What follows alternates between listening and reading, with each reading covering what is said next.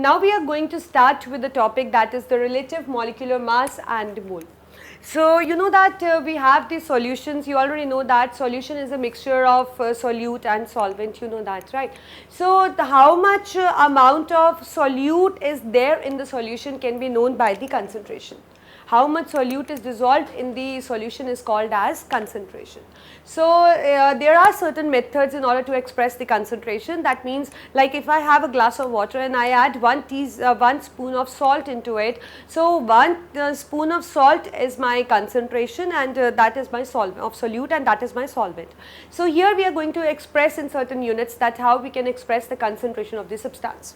So the first method we have is the mass percentage. So mass percentage means mass of solute divided by mass of solute plus mass of solvent, or we can say total mass of the solution, into 100, right. So we can do it, you can just put the mass of the solute, we can divide it by mass of the solutions into 100. Second is the volume percentage. It is the similar kind, but the difference is that you now need to take this percentage in terms of volume. So here we take, volume percentage, we take that only, volume of solute divided by volume of solution into 100. And there can be a mass volume percentage also, one more thing, where you will be taking mass of solute divided by volume of solution into 100. As you can see the difference, mass percentage we are expressing solute and solvent, or a solute or a solution you can say in terms of mass. In volume we are expressing in terms of volume, and in mass volume we are expressing solute in terms of mass and solution in terms of volume. Next we have is the molarity. Molarity is number of moles of solute present in given liter of solution. That means divided by volume of solution in liters, right. But if you have milliliter, then just divide it with 1000. Otherwise you take in a liter. If you take in a liter, no need to multiply with anything, but if you take in milliliter, you need to multiply it with 1000. Now how you are going to calculate the moles? As you know that we can calculate the moles by taking the given mass upon molecular mass. That means for solute, like if I need to, suppose I say my solute is A and my solvent is B, so solute means NaWA upon Ma, right, and volume of solution you know that, and this is how you are going to know the molarity. But you know that molarity is not a specific property for calculating the concentration, not an appropriate one. The reason behind we will be doing after doing the molality first. So if we talk about molality, it is again the number of moles of solute, the same thing which we express in molarity, number of moles of solute divided by mass of solvent in kgs. Mass of solvent. There we were taking volume of solution, here we replace it by mass of solvent in kg. But if the mass is not given in kg, it is in gram, multiply it with 1000, right. So what we see that molality is preferred over molarity. You know the reason behind is that when you change the temperature, volume of solution get affected. So therefore the molar concentration will get affected.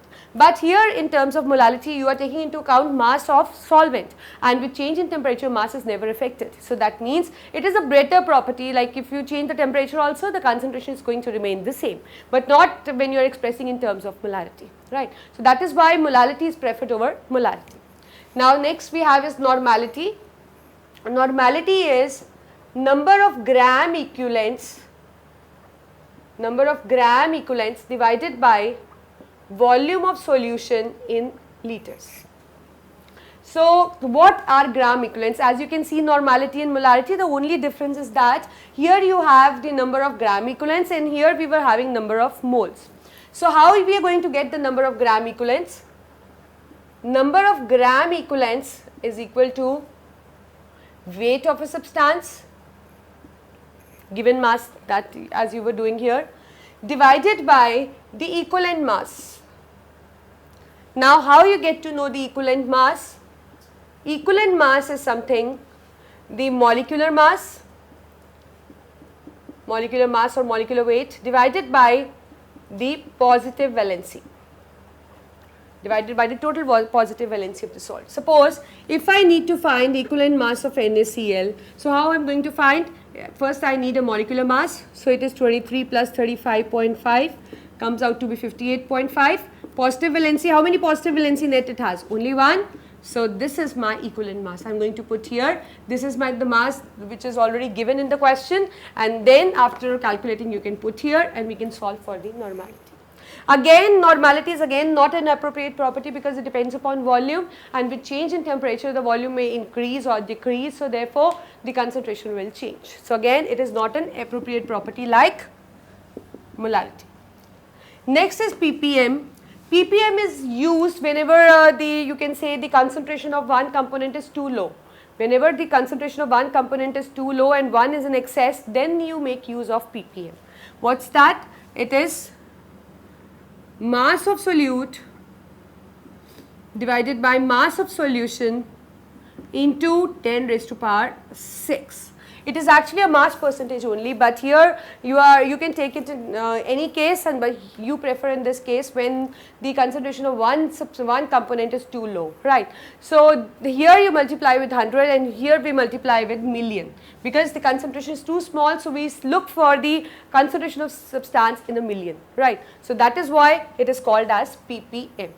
Next we have is mole fraction. We denote mole fraction with x. Suppose I need to find the mole fraction of solute XA, so now we can find number of moles of solute divided by total number of moles, that means of solute and solvent. Likewise, if I need to find mole fraction of solvent, it is number of moles of solvent divided by total number of moles of means the combined effect of solute and solvent moles.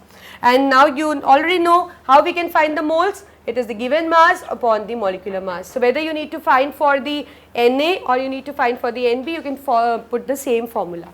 And you know that the sum of the two components, like the sum of the mole fraction of two components is always equal to 1.